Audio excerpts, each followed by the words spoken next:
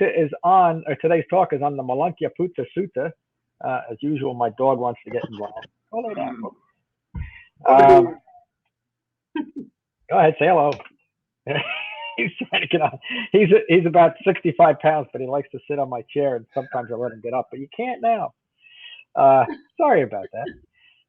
No. Go lay down, folks. The Malunkyaputta Sutta, the sutta on staying focused.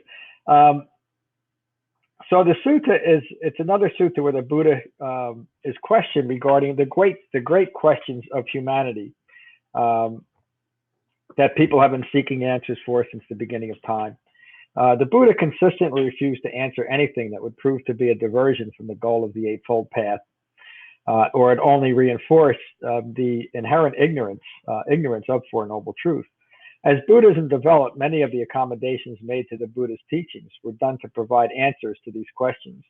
When looked at closely and in the context of the Four Noble Truths, many of these questions have an underlying motive of establishing a permanent self in the physical realm or a non-physical realm. So one of the reasons why I invited you on screen just to begin the class is if you have any questions as I'm going along, just speak them. This is the sutta, the Buddha's sutta on avoiding those questions. The Buddha was at Jita's Grove, Anathapindika's monastery. One of the monks of the Sangha, Malunkyaputta, was in seclusion when the thought occurred to him, the Buddha does not give an answer when asked certain questions, such as, is the cosmos eternal or not eternal? Is the cosmos finite or infinite? Does a body have a soul or not? Does an awakened person exist after death, or do they not exist after death? Or do they both exist and not exist? Or neither of these? And you can look at that, just that last question, and you think of the thicket of views that Malunkyaputta is getting himself into. Just in the underlying point of that and the sutta is he's seeking to establish himself in some realm, and he's grasping at a way to do that. And he's applying a lot of conceptual teachings that he's picked up along the way that really have no bearing on developing understanding. They're just interesting. Malunkyaputta says to himself, I don't accept that the Buddha refuses to answer these questions. I will seek him out and ask him about this. If his answers satisfy me, then I will continue as disciple. Look at the conceit in that. If he refuses to answer me, I will leave the Sangha. We have a couple of those almost every Tuesday night, huh, Kevin? Don't get the right answers, they walk away. That evening, Malunkyaputta went to the Buddha, and upon greeting the Buddha with a bow, sat to one side. Great teacher, I have been pondering why you do not provide a satisfying answer to these questions. And he repeats those questions. If you can answer these questions based on your knowing, I will remain a disciple. If you cannot answer these questions from not knowing, I will leave the Sangha. So I might say, go ahead, but the Buddha says, Malunkyaputta, did I ever tell you or even imply that my teaching would answer these questions or that these questions deserve an answer? No, great teacher. Well, then why are you claiming a grievance or making a demand of me? If you threaten to leave the Sangha unless these questions are answered by me, then you should leave the Sangha. You are like a man who has been wounded by a poisonous arrow. His friends brought him to a surgeon, but they refused to have the arrow removed until they knew who shot the arrow, their position, their physical attributes, and even what type of bow they used. They further delay the action that will save them by insisting on knowing what type of animal the arrow feathers are from and the type of wood it is composed of. All of these questions have nothing to do with the matter at hand. They will die never knowing the answers to these foolish questions, which only prove to be a distraction from what is most important.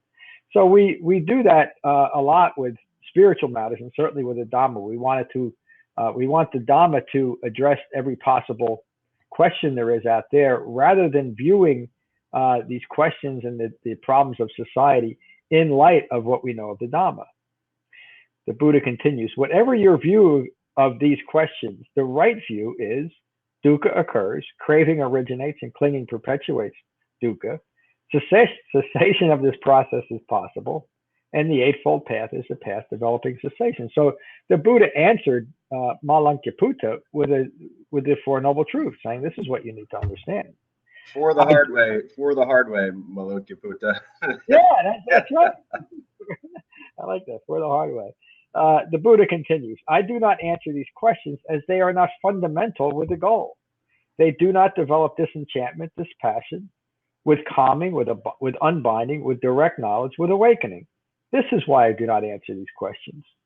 So in the Buddha's infinite wisdom, he knows what questions, and there's a few suttas about how the Buddha describes his process of answering questions and what he will answer, but he doesn't answer questions that will only prove to be a further distraction and are themselves rooted in ignorance. So whenever a response to an ignorant question engages the ignorance, it can only further ignorance. If it presents a clear way of developing understanding, message came in, then it's worthwhile answering. And I see that Nada has joined us. Hi, Nada. Nada, let me see if you can join us on screen.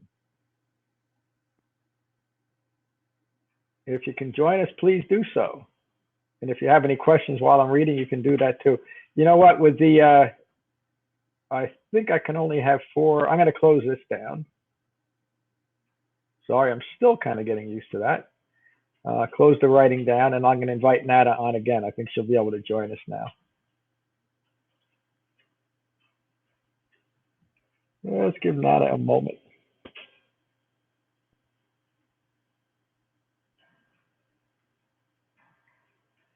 Well, we'll see. I'm going to continue. I'm just going to go back a sentence or two. I do not answer these questions as they are not fundamental with the goal. They do not develop. Hello, Nada. Oh, it says that you weren't able to make a connection to Nada. So I'll try again. Let me just try to invite you once more and see. It's not available to me. Maybe it'll still work out. I'm going to continue. They do not develop disenchantment, dispassion, with calming, with unbinding, with direct knowledge, with awakening. This is why I do not answer these questions. I do make it very clear that dukkha occurs, craving originates, and clinging continues dukkha. Cessation of this process is possible, and the Eightfold Path develops cessation. I make this very clear for one purpose. This develops disenchantment, dispassion, with calming, with unbinding, with direct knowledge, with awakening. This is why I teach the Dhamma. Always remember what I teach and what I do not teach. Having heard these words, Malunkyaputta was satisfied and went on his way. So that's about 2/3 of the article. If you want to, you can read the rest of it. What the Buddha is impressing here is the importance of remaining focused on the Dhamma and to develop the Dhamma as it was intended. In other words, to not insist that it answer every single question that might arise or address every single individual social or individual ill. It's through developing the Dhamma that we're able to develop right view and see the great questions and the problems of the world and the societal issues that we're all facing in relation to right view. And in that way, we can remain with a mind of equanimity, a non-reactive mind, and maintain our mindfulness of what's occurring rather than reacting.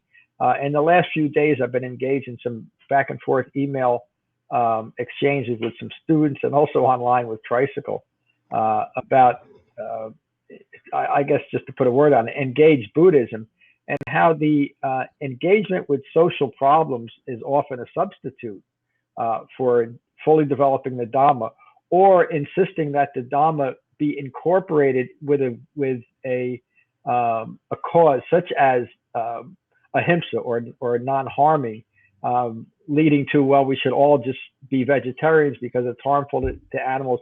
And all of those things are true, but whether we eat animals, whether we're aggressive and competitive in our life, are qualities of mind that are developed through the Dhamma. And as we develop the Dhamma, we can make well-informed decisions, whether it's appropriate in any situation, what we eat, what we put on our plate, what we put on our bodies, how we see the world, the engagement in the political process. Those are all answered those are best answered from the point of view of right view, rather than engaging through a reactive mind, and even a mind that has created an identity that I am a Buddhist, and because I'm a Buddhist, I will do no harm, and everybody else has to follow suit, which only creates another reactive quality of mind and creates a division between people. And that's, again, I don't want to get into it, but that's certainly true in the political climate in the United States today. That we have these vastly different views. We have our own answers to the questions that we're putting out there, and we're insisting that our questions and our answers are the only right answers. When we develop the Eightfold Path, we can recognize that dukkha is an occurrence in the world. It's always going to be there. What's most important is to develop a peaceful and calm mind that is not shaken by the ever-changing issues in the world or the great questions that might come to our own mind. So that's the end of the talk. Any questions on that? No, we're good? Okay. I have please. A comment, not a question. Comments are fine too. I really enjoyed this sutta because, as you said, this is a pretty regular occurrence in the human existence. A lot of these questions start to come up when you engage in a Dhamma practice. We've always talked about the annihilation. So when there's a feeling of annihilation, we tend to want to grasp for those other, places to establish the I. I don't know why sometimes this happens to me, but I love the Buddha's words in this, the way he's speaking, and he's being gentle, but he's also being direct, and he's saying, look, you want to know this, then go find it somewhere else, because I'm not going to teach it to you. And with compassion, he teaches us what we need to know. And that whole verse, all the words, something really stuck out to me. And it was when he said, further delay the action that will save you. I can't even think of any better possible way to get to the heart of the matter, as you also say a lot, John, that further delay the action that will save you. I mean, just to think about those words and to think about where this sutta is, what it's addressing, it's just crystal clear, and I really appreciate that. So thank you, Buddha, and thank you, John, for the transmission of it. Yeah, thank you for that comment. And if you think about what value you get by insisting that the question be answered, the value is that you don't have to answer your own questions. You don't have to come to your own understanding. Another way of saying that is you don't have to face your own ignorant views and let go of them. You can continue to ask these questions and insist that I want an answer to these questions before I'll go further. So you don't go anywhere. Again, the directness of the Buddha is often misinterpreted today as dogma and as dogmatic teachings, when in fact it is in his great compassion that he used that directness and to show people. He understood the conditioned thinking that would divert one's mind from seeing the truth. And it is only in that direct application of the Dhamma that we're able to break through conditioned thinking. So it's not dogmatic. It's just actually it's compassion informed by true wisdom that the Buddha teaches that way. So, yeah, there's a quote that came to mind. A friend told me about it. I guess I don't really know who Byron Katie is, but there's a quote that he said. Nah, I'm not a big quote guy, but I had to laugh. Just right now, I'm thinking of it again. It says, anything you want to ask a teacher, ask yourself, and wait for the answer in silence. That's a pretty profound, I don't know what his mindfulness was, if he was a Dhamma practitioner, but that's a neat quote. I don't really know much about Byron Katie, but I like that. He was an interesting. I think Byron Katie is a woman. Oh, Google sorry.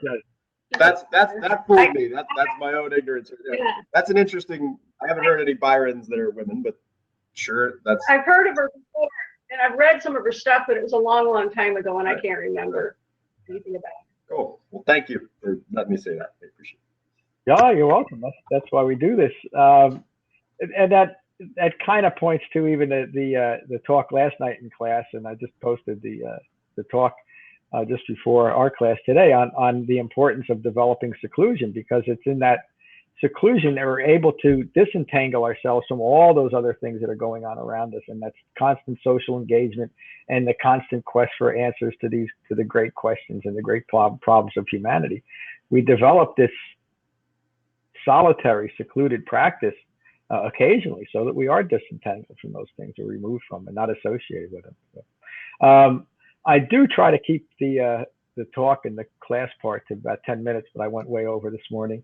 But that's okay. You know, that whole thought was that people would be joining perhaps on their lunch hour, and maybe we should try to get this done, you know, the Dharma stream class in a half an hour.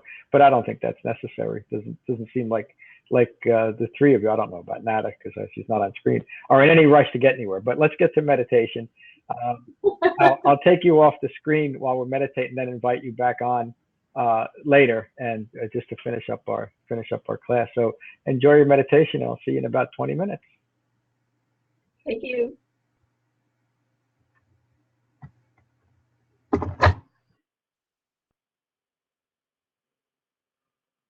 Okay, so find your relaxed meditative posture, and gently close your eyes and gently close your mouths. And holding your back straight but not stiff, your ears aligned with your shoulders, nose aligned with your navel, but holding yourself very loosely, very gently, very lovingly.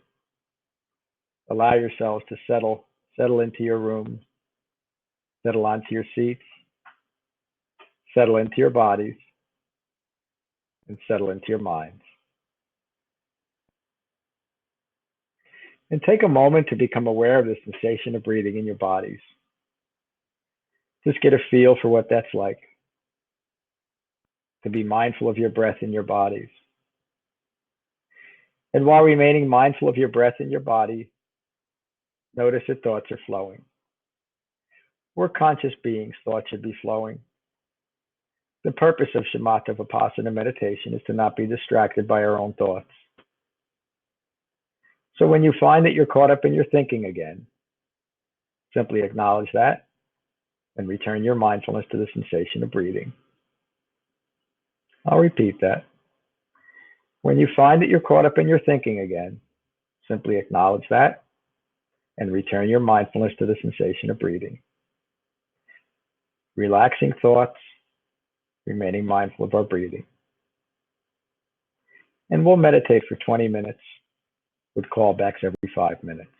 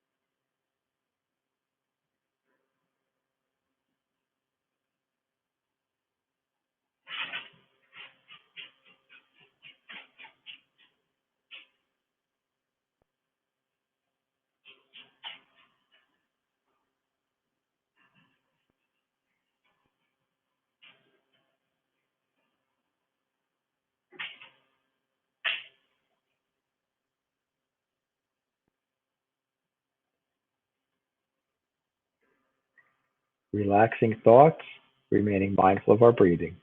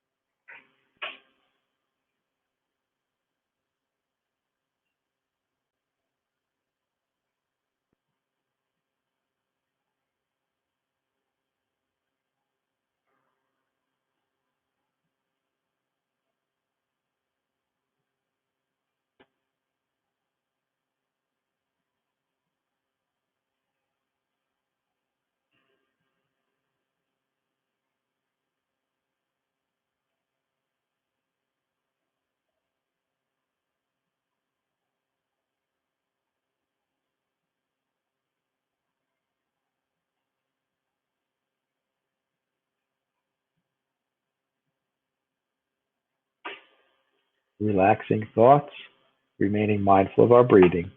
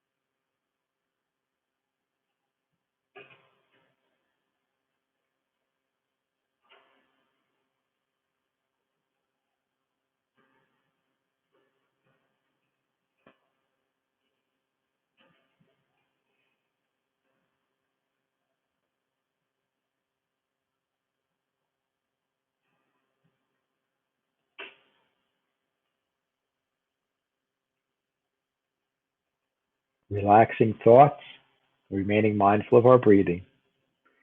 If a persistent thought or feeling arises, stay with it for a moment or two, recognize it as impermanent, and return your mindfulness to the sensation of breathing. And we'll meditate for 5 more minutes.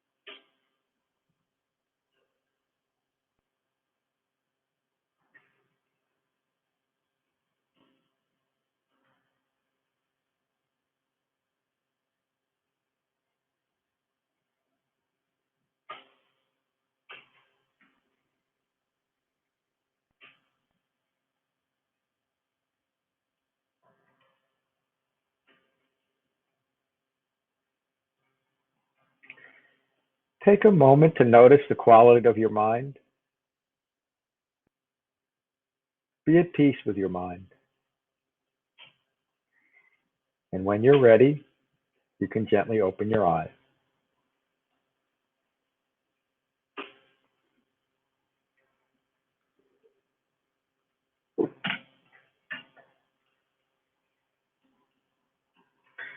So I'm going to invite you all back on screen. And I'll start with Nada. Hopefully she can join us. And Lynn. And Kevin.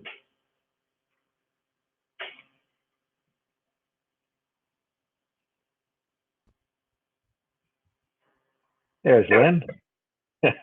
You look sleepy. No, it's just my eyes. Hi, Kevin. It doesn't look like Nada was able to connect. I hope you can hear us on Nada.